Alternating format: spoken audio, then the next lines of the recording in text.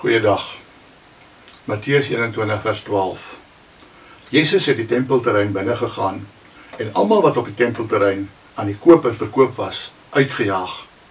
Hy het die tafels van die geldwisselaars en die stoele van die duieverkopers omgegooi. Terwyl ons die Paasverhaal voortsit, sien ons hoe Jezus iets skokkings doen in die dae voor sy kruisiging. Hy stap by die tempel in, keer tafels om en dryf mense uit. Dis nie die beeld van Jezus waaraan ons gewoonlik dink nie, maar dis 'n belangrike deel van die Paasverhaal. Waarom was Jezus so kwaad? Omdat die tempel, die plek waar mense veronderstel was om met God verbind te word, in 'n mark verander is. Om duidelik te wees, Jezus het nie mense benadeel in sy buitengewone skoonmaak van die tempel nie. Onthou, hy het nie as 'n gewelddadige rebel gekom nie, maar as 'n verlosser, wat 'n manier wil voorsien vir almal om toegang tot God se liefde te kry. Godsdienstige leiers het egter die tempel vir wins gebruik, wat dit moeiliker gemaak het vir mense, veral godsdienstige en kulturele buitestanders, om te aanbid. Jezus was dus nie net kwaad nie, hy was waarskynlik ook hartseer. Die tempel was bedoel om 'n huis van gebed vir almal te wees, maar in plaas daarvan het dit 'n plek van uitsluiting en korrupsie geword. Maar hierdie oomblik het nie net oor tafels omkeer gegaan nie. Dit het ook die godsdienstige instellings van daardie tyd op sy kop gedraai.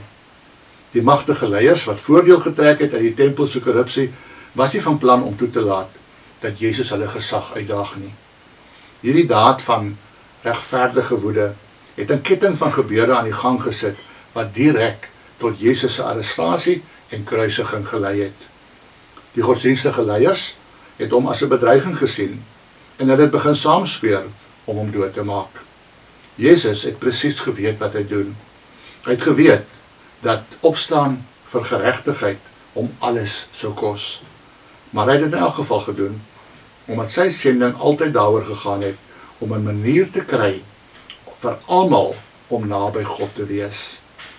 Jezus se woede het nie oor persoonlike voorkeur gegaan nie. Dit het gegaan oor die beskerming van mense se toegang tot God.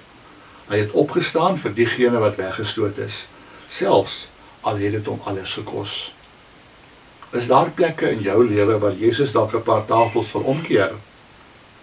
Miskien daag hy houdings, gewoontes of stelsels uit, wat jou of ander daarvan weerhou om hom ten volle te ervaar.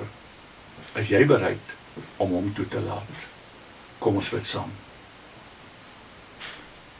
Jezus, help my om te gee oor waaroor U omgee. Wys my waar ek moet verander en gee my die moed om te staan vir wat reg is. Amen.